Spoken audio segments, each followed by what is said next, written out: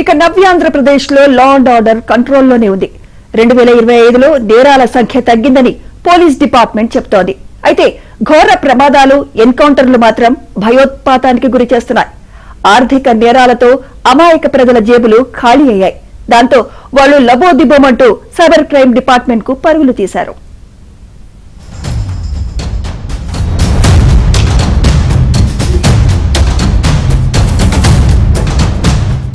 నేరాలు తక్కువగా ఉండే రాష్ట్రాల్లో ప్రజలు సుఖ సంతోషాలతో ఉంటారని ప్రత్యేకంగా చెప్పాల్సిన అవసరం లేదు.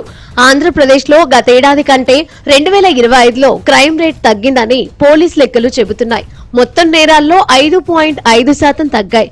16 జిల్లాల్లో కేసులు తగ్గితే 10 జిల్లాల్లో పెరిగాయి. ఘోర ప్రమాదాలు మాత్రం ఈసారి భారీగానే నమోదయ్యాయి. కర్నూలు బస్సు ప్రమాదంలో 19 మంది చనిపోవడం అత్యంత విషాదంగా చెప్పుకోవచ్చు. మావోయిస్టుల కట్టడితో ఇతర రాష్ట్రాల మాదిరిగానే ఆంధ్రప్రదేశ్ సైతం సమర్థమైన చర్యలను చేపట్టింది.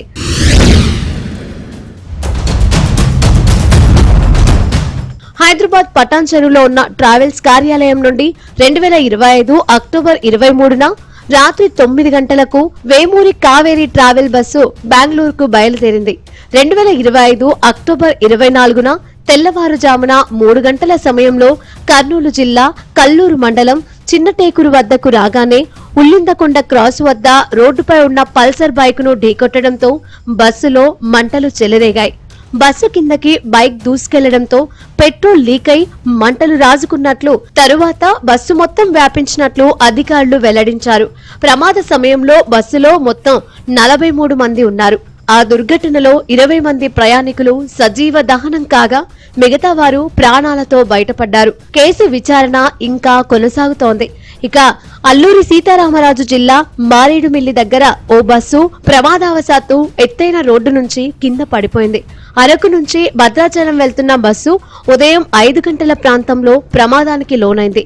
ఆ దుర్ఘటనలో 9 మంది ప్రయాణికులు అక్కడికక్కడే మరణించారు.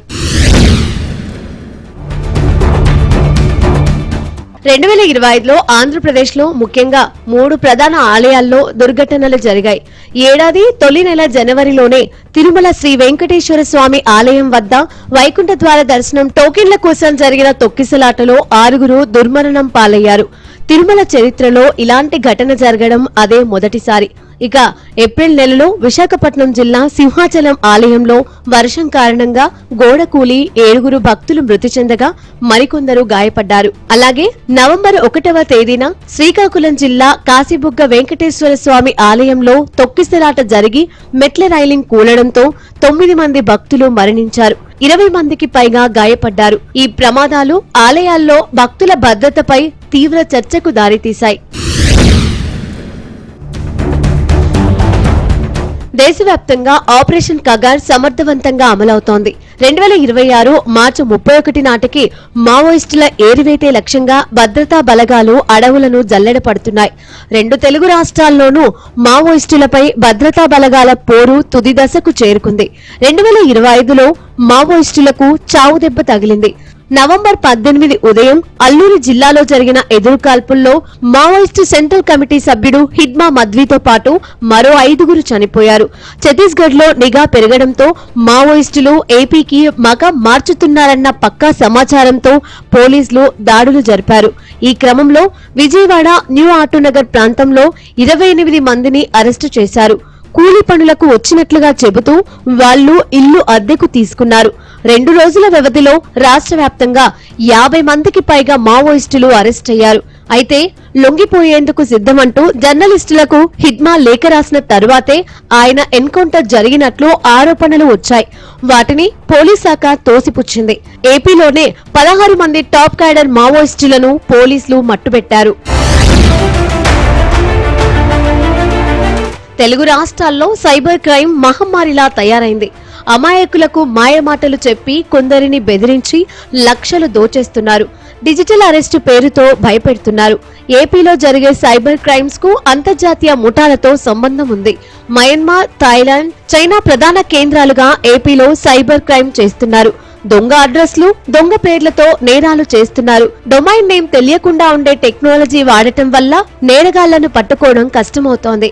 అయినా సైబర్ క్రైమ్ పోలీసులు అహర్నిశలు పనిచేస్తూ నేరగాళ్లను పట్టుకునే పనిలో ఉన్నారు. ఫిర్యాదు వచ్చిందే తడువుగా స్పందించి కోట్లాది రూపాయలు రికవరీ చేస్తున్నారు. దేశవ్యాప్తంగా 10,000 కోట్ల రూపాయలు దోచుకున్న సైబర్ క్రైమ్ నెట్వర్క్ ను ఇటీవలే విజయవాడ పోలీసులు ఛేదించారు.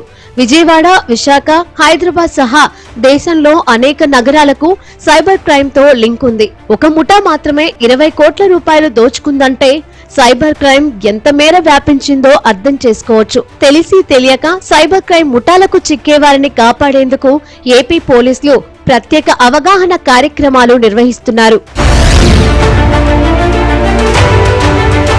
ఒకప్పుడు గంజాయి, డ్రగ్స్ కు ఆంధ్రప్రదేశ్ కేంద్ర బిందువుగా ఉండేది. ఎక్కడ మాదక ద్రవ్యాలు దొరికినా అవి ఆంధ్రప్రదేశ్ నుంచి వచ్చాయని చెప్పుకునేవారు. 2019 నుంచి 2024 మధ్య పిల్లల స్కూల్ బ్యాగుల్లో కూడా గంజాయి ప్యాకెట్లు దొరికేవి. 2024లో కూటమి అధికారంలోకి వచ్చిన వెంటనే డ్రగ్స్ పై ఉక్కుపాదం మోపారు. నిర్దాక్షిణ్యంగా అణిచివేయాలని సీఎం చంద్రబాబు ఆదేశించారు. 2025లో ఈగిల్ టీం మరింత సమర్థంగా పనిచేసి డ్రగ్స్ రహిత ఆంధ్రప్రదేశ్ దిశగా అడుగులు వేయించింది. ఇప్పటికీ కొన్ని ముఠాలు రైళ్లలో డ్రగ్స్ రవాణా చేస్తున్నాయి. ఒడిశాలోని అటవీ ప్రాంతంలో పండించిన డ్రగ్స్ ను బెంగళూరుకు తరలించేందుకు ఆంధ్రప్రదేశ్ మార్గాన్ని ఎంచుకున్నారు. క్రమంగా వారి ఆట కట్టిస్తున్నారు. అలాగే థర్మాకోల్ పెట్టెలు, ఇతర మార్గాల్లోనూ డ్రగ్స్ రవాణా చేస్తున్నారు.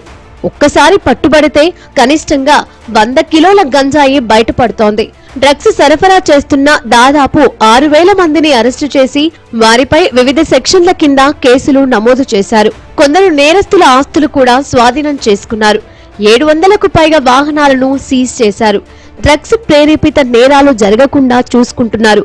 డ్రగ్స్ ను నియంత్రించి క్రమంగా నిరోధించేందుకు 6 మంత్రులతో ఒక సబ్ కమిటీ ఏర్పాటైంది. ఆ కమిటీ నేతృత్వంలోనే అమరావతి హెడ్ క్వార్టర్స్ తో పాటు రాజమహేంద్రవరం, విశాఖపట్నం కేంద్రాలుగా ఈగిల్ టాస్క్ ఫోర్సులు పనిచేస్తున్నాయి.